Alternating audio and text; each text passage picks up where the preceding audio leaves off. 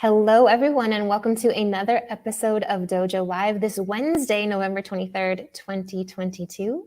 My name is Kim Lantis, and it's my pleasure to be hosting along with America Guerrero today. Hello, Kim. Hello, Seagram. Yes. Right? Yeah. Seagram, that's Seagram. right. That's right. Hello, America. Hello, Seagram. We're so happy to have you on the show today. For those of you watching, Seagram is the CEO of Stockably, joining us from South Africa. So good evening, Seagram. Thank you. Yes, good evening. Perfect.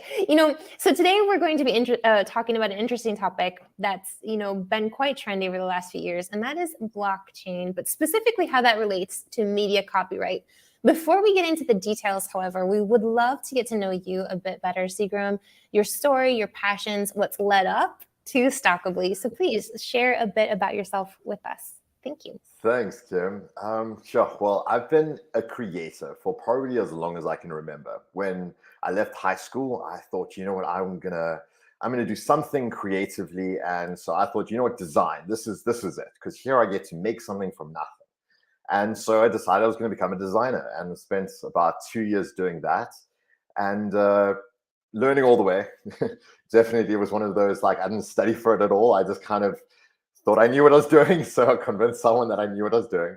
And anyway, I only did that for about 2 years, and that's when photography sort of started coming in. And this was something that I, as a kid, had dabbled with, but I never sort of realized like this was a actual career option. So that's why I thought design was the creative outlet. Anyway, and so I had a fantastic boss, and he gave me an ultimatum, and he said, you know, at Seagram, you can either quit or I'm going to fire you, but you need to go and do your own thing. And it was kind of like the kick out of the nest that I needed at a tender age of 21. And that was when I decided I was going to try this photography thing that I thought I was so passionate about. You very quickly learn it is mostly business. And that's where, that shattered illusion gets broken, and you realize that it's mostly really about building a business. It's very little about taking photos, and so much of it, before you even get to taking the photos part, has to do with your business relationships, understanding demands and needs. Because, I mean, if no one's going to hire you if they don't have a need for you. So it's sort of like you start learning really, really quickly on the ropes. Like, you need to decide on a niche. You can't just be jack of all trades, because, I mean, you know what? No one's going to hire a guy that says he can take photos of your dog and your wedding, because, well, what's it going to be? A good dog photo or a good wedding photos? And that's kind of like where maybe both, if the dog is the best man. That happens. I am totally having my dog as my best man. I have 4 dogs, so they're going to have to fight for that role. So anyway, but that's sort of when I really sort of decided, and I used to look at what were my passions, where was I really passionate, and where did I want to put my efforts. And that's sort of, well, being a guy, you know what, I love cars. So I started taking photos of cars. And that kind of sort of like really, really quickly grew, because when you like doing something, you don't mind doing a lot of it. So you just kind of like, you're doing this, but you're loving what you're doing, and you're learning on the job. And once again, it's sort of like one of those things where the months sort of like go by really quickly. And that sort of just escalated. And very soon I had my first magazine shoot, which I was so proud of. It was a cover as well. What was it? What was the car? The car was nothing you'd write home about. It was a modified car magazine called Max Power. And the car had something called a 0-day cover, where literally they don't have a cover to go to print up until the day that magazine has to go to the printers. So they have this thing called a 0-day cover, where you have to come in, shoot something, deliver it on the same day, which in editorial is a little bit extreme. Anyway, I got thrown into this. They were like, well, Seagram, let's see what you do. And I was like, you know what, this is my moment to shine. I dusted myself off, and I did the best job I could. And looking back now, it's shocking. But you know what? That was my foray into the big wide world of editorial. And that magazine shut down 2 months later, unfortunately. Hopefully not because of the cover, but it was. You had nothing to do with it. I had nothing to do with it, I promise. But anyway, that was my foray into editorial. And I spent probably the next decade there, and I absolutely loved editorial. It was really my proving ground for myself as a photographer, because I really had to be able to produce things from very little. And that sort of transitioned quite fluidly then into commercial photography. And that's what I've been doing ever since, is been traveling around the world doing commercial ad campaigns for cars and brands, but at the global level, which has sort of been a really beautiful sort of like, again, transition from the editorial. It's sort of like that step up into the next segment and genre of what happens in an industry on a global level. And that's been where I've been, and it's been an incredibly awesome journey, and it's always an adventure. And I never know where I'm going to be in the world, which is also what I love so much about cars specifically, is that it does take me commercially all over the world. They go, well, we want to shoot in, well, I guess not Russia anytime soon, but we wanted to shoot in Russia, so we just go off to Russia, or Nice. the middle of Spain or wherever. So that's been the journey up until to where I am, and it gave birth to Stockably. Really. Stockably, yes. So we're talking about media, editorial content, globality of it. So yes. let's talk about Stockably. Who are you? What is the problem you're solving as a company? So really, the fact that I've been a creator sort of was the birthplace of why I was able to identify an issue that I wanted to try and fix. And that was really like, as I was doing these big commercial jobs, the licenses and the usage that went behind those jobs weren't always being recorded in a way that was sort of like the right sort of way. These records would just sort of somehow go missing somewhere, or someone that was in charge of looking after them sort of doesn't work at the agency anymore. And so really there was this not maliciously so, but just a logistical issue when it came to how usage in media was being recorded. That would just often not go recorded the way it needed to be done, so that me as the creator could come back and go, well, listen, this media usage has expired now. What is happening? Are we renewing the license? Are we ceasing the license?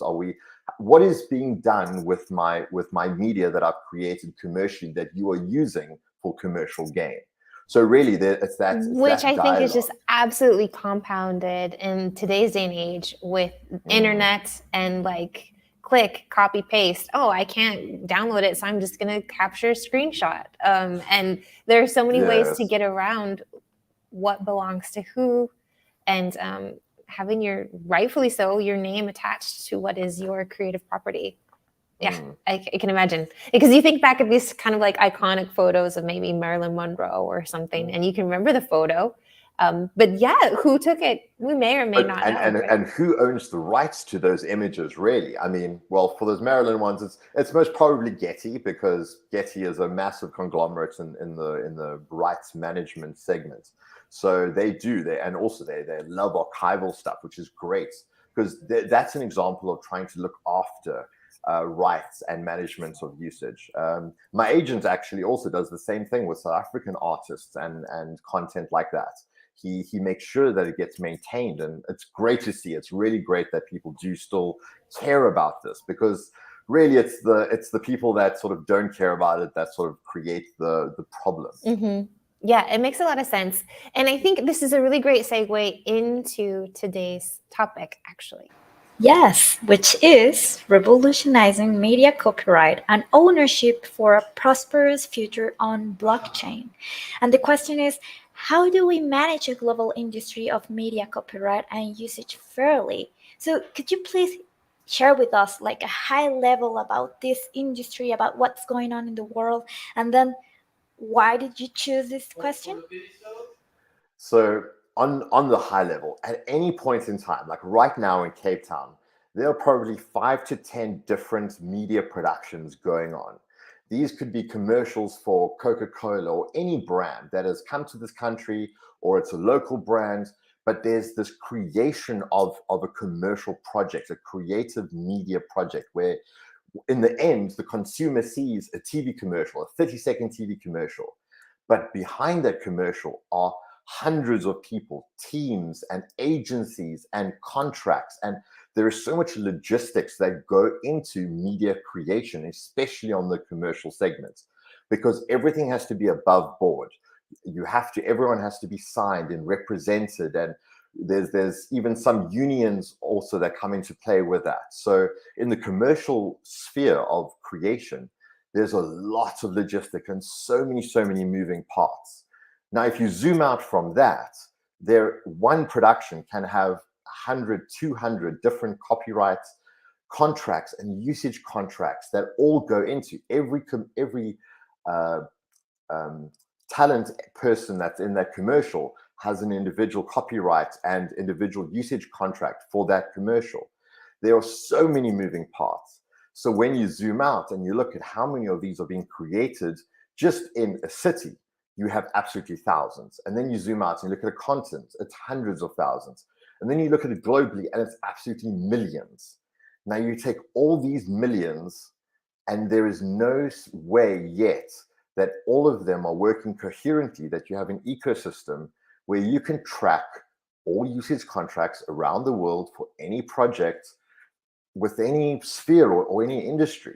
So that's really what gave birth to the choice of how we wanted to build, is that we looked at, well, what are we building for? We're building for trying to create something that definitely doesn't exist now, but we would like to see it exist in the next 5 to 10 years. And as far as how structure and record keeping and the technology that's associated with that, blockchain really is that technology. So it's not there's a saying about trying to fit a square peg in a round hole. Choosing blockchain really was because of how we would like to future-proof the record keeping and that structure. Not because we think blockchain is the best thing or the only solution to the way of doing it. But it's just how we've decided to build it. And it's, I think, maybe of what it currently exists, one of the best options for it. And in 5-10 years, it might be something else. But for now, that's what we're working with. You know, the first thing that comes to my mind when I think of blockchain is cryptocurrency.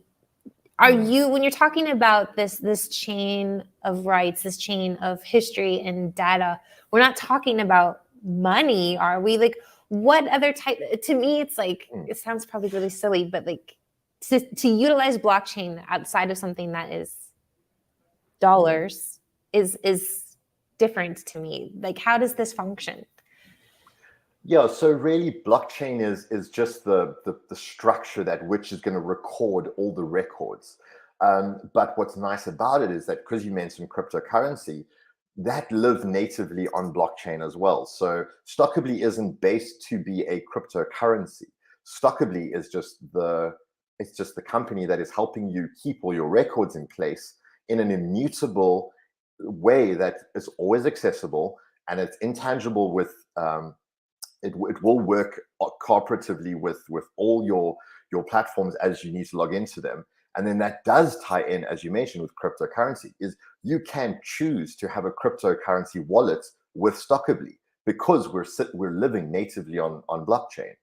So that's a really future sort of role we see it coming in as, because we would love to be able to see transactions happening on the platform so that when you need to renew your contract, instead of then having to still in real life go and say, hey, listen, your contract has expired, please pay me again for it, and you make your invoice and you wait for them to pay you, we could all just have that happening instantaneously on the Stockably platform. And that's sort of really that future proofing that we're coming into, is that everyone can have an identity, their identity on Stockably as a creator, as a production, as an agency. And when all of that talks to each other beautifully, when it comes to your seeing who owns something, it's all there because it's all associated with your identity on blockchain. So, but that's sort of maybe more the guys that are really into blockchain sort of like that sort of talk. But really, that's the next 5 years when people are much more sort of adept, familiar with what blockchain and cryptocurrency is going to do in our modern world. So yeah. And it makes a lot of sense because, I mean, you're talking about something that's immutable, but I'm also curious because contracts, while they're valid, are immutable, but then they can change. So it's not like we're going back to a previous block to update something. We're just adding a new block to the chain, and then this makes things much easier, So, I mean, faster. Well, you have the record being updated instantaneously, and it's associated with really cool things like smart contracts, which then can do things. They're functional. They're utility. It's not so much the value of now that contract being renewed, because that value was tied into a monetary value because it's a real world contract. It's not some just, I mean, it does live in the real world, but the record keeping, ultimately the one that's going to live forever behind the paper trail, is the one that lives on Stockably. So that's the one that is always going to be the master file, so that no one can ever come back and say, hey, that contract wasn't filed at that stage. You can say, well, unfortunately not. The records are what they are. Mm-hmm. So it takes a lot of that gray area out of it. And that's sort of what I've experienced as that pain point coming back to me as a creator. What I experienced over the years is that when I went back and said, hey, listen, that contract has expired. We need to renew that contract for you to continue using my piece of media. They go, okay, well, we can't find the records. So, well, what do we do now? And yes. what can I do? And it's a way to avoid human error. Exactly. And it's not always malicious. And like, it's not like people are there and like trying to swindle people out of contracts, and rightly so, usage rights that belong to them. It sort of goes out of mind, out of place, out of mind. So it's that we're trying to fill that gap. We're trying to bring in something that takes out the human error, but also that takes out the friction of getting those contracts renewed. Because as a creator, I want you to pay me again much quicker if that's a frictionless experience. If I can say, click this button and you've repaid me, that's it. That's a much frictionless way to go about as a creator, getting my client to renew their contracts with me, than saying, okay, well, I now need another purchase order from your agency. And then when I get it, I have to put on my invoice, and then I send my invoice to you, and then it goes to your accounts department, then it sits with them for 30 days. And then I have to wait another 60 before I get my money out. This is how the real world is still currently operating. But this is sort of like where, as we sort of go forward and people understand what cryptocurrency and how it can be linked to native stable tokens, that's how we want to be paid in the future. I don't want to have this insane long paper trail before I can get paid. And also that's where the sort of prosperity aspect comes in, is that I can now start renewing my media at a much faster rate than having to manually sit and do that. It's a lot of human work that's currently happening there, which is just completely unnecessary. And then I imagine that gets amplified when you're talking about this on a global scale, in terms of having to like exchange rates, like where you live versus where the business is taking place. I don't know. Yeah, I mean, laws or whatever Sony in the States has a building filled with 6 levels of lawyers, and their job is just to renew usage contracts. I mean, that is a lot of man hours going into something that really could be a lot of an easier process. I mean, look, I know there's laws and regulations, and every country has theirs. But what's beautiful about Stockably is that you don't need to use the contracts that Stockably uses. We just give you the place to put your contracts. So those contracts still remain the IP of whoever put those together, because there's a lot of IP and work that goes into every corporate contracts that they put into place. They don't want that shared with their competitors. So again, we're not. It's sort of like just a very fluid system.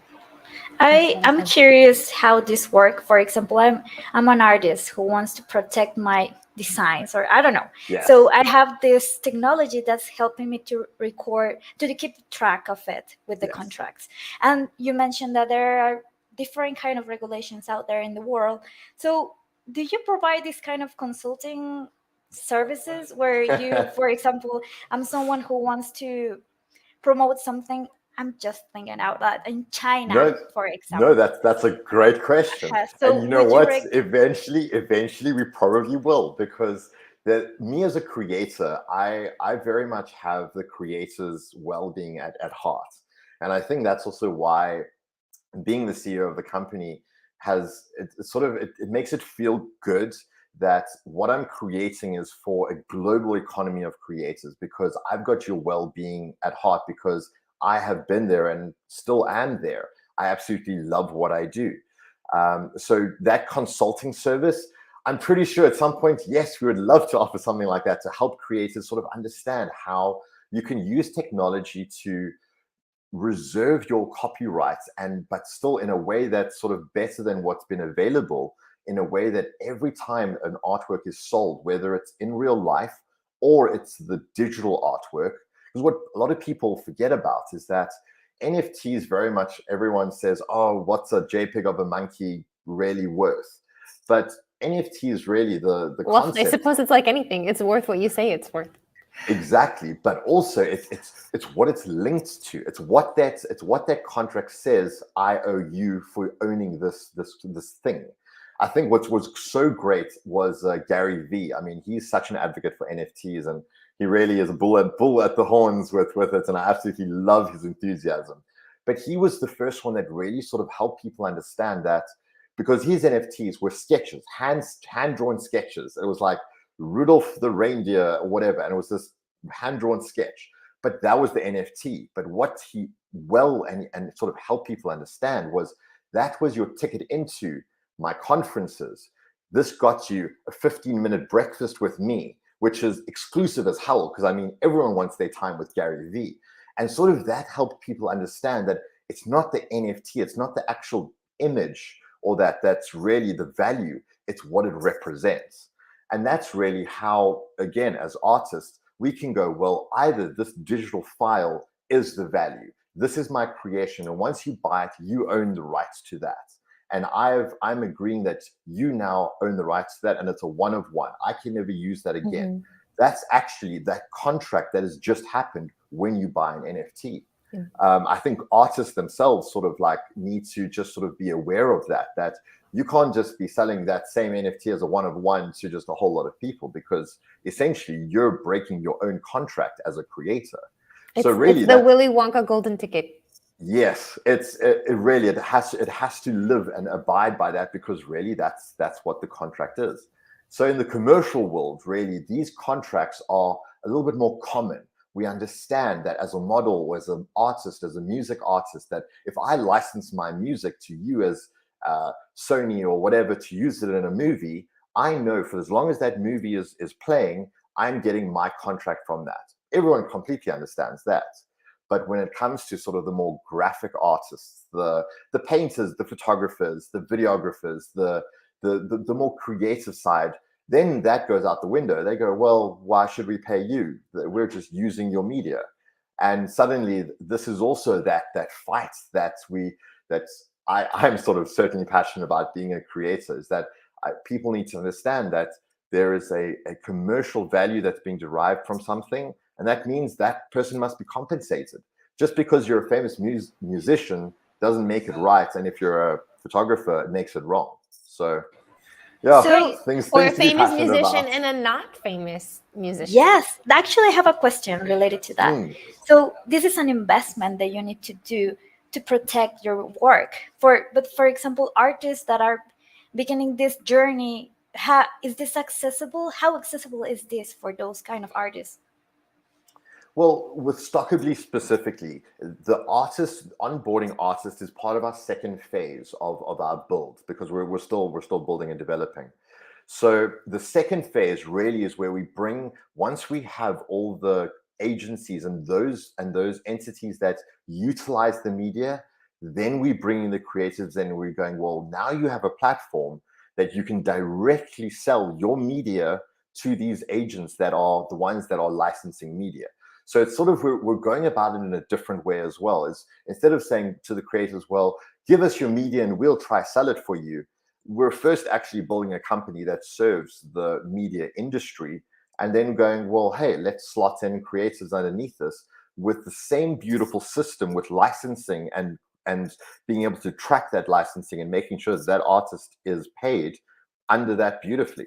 So yeah, that's definitely part of the second phase of how we want to bring creators into, especially in the commercializing of media. I think the stock library media has definitely cheapened what people perceive media to be. They go, well, why should I buy your image for $1,000 if I can get it off stock for $1? But the difference is, if you're using it for commercial gain and commercial media usage, and you want my piece of media, well, the price is what I say it is. And being the owner, this is the power that you have.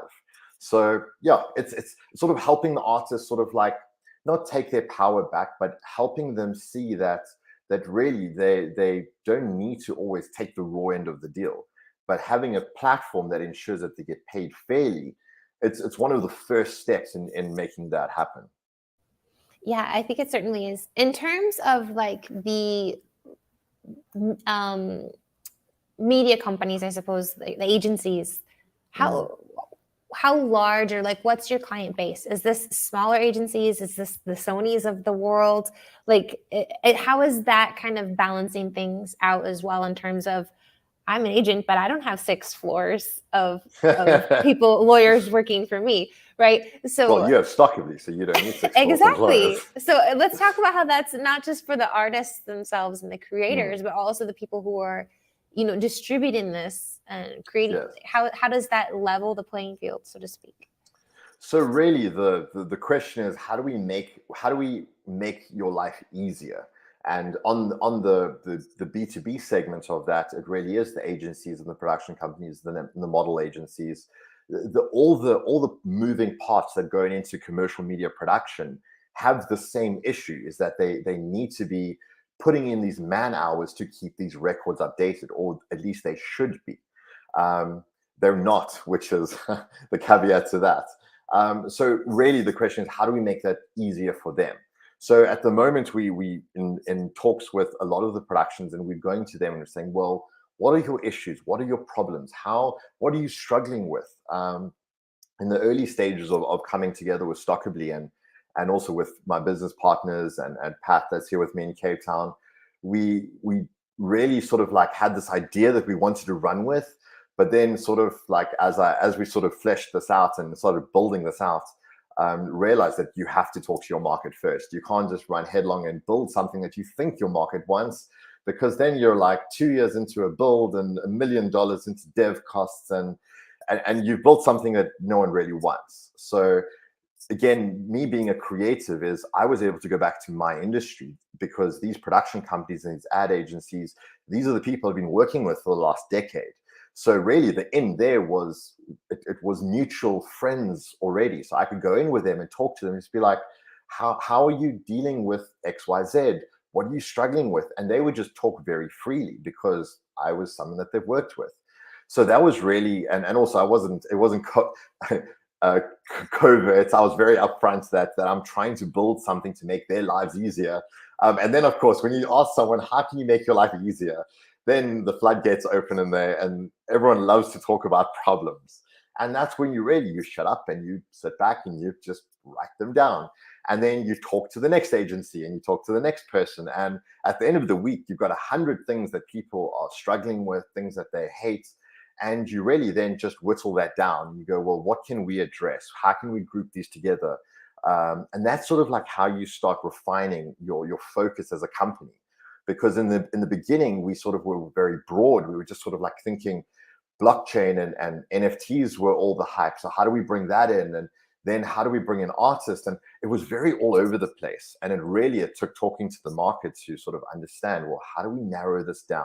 How do we really build something that is actually a viable product? It's not something that we think people are going to want. Because honestly, if we'd done that, we'd built completely the wrong thing. So, and it's a continual process. I mean, we're still talking to them as we go. We'll show them this and go, so what do you think of this? How do you enjoy this? And then they give you feedback and you iterate. And so, yeah, so we're really fortunate to sort of like have gotten to that step quite early on as a company. I think listening to the YC community and all the incredible channels that are on YouTube, you learn a lot. It's sort of really, and talking to investors. We've been talking to investors for a few months, and also it's opened your eyes as to what's happening globally. And of course, yeah, at the moment right now is in November 2022.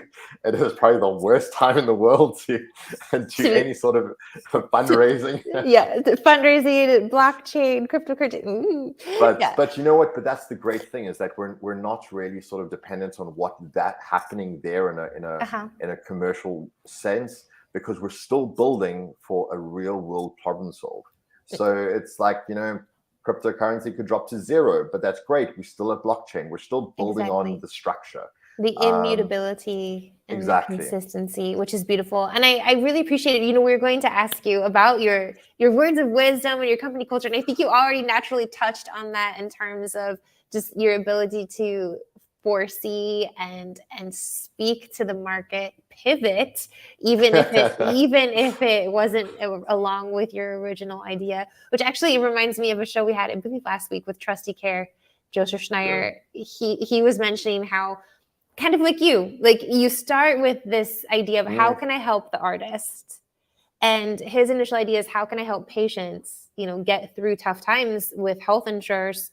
But realizing that I actually have to go, the best place to start is with the insurers themselves. And in your case, the best place to start is with the agencies themselves, because with the insurers, with the agencies, therefore the patients and the artists are going to follow, right? And so even though it's a different path, perhaps, I think the end result is ultimately what you're looking for and what you're wanting. No, I mean, I care about my industry and I work in my industry at a global level. So it's like, it would be very sort of narrow-minded to just think, well, how do I do this for the South African market or for Cape Town? It really, it's something that I can really sort of bite into. And it's one of the reasons why it's one of the passions behind biting into this project and taking it on as CEO, was the fact that it's so closely tied with a passion of mine of this industry.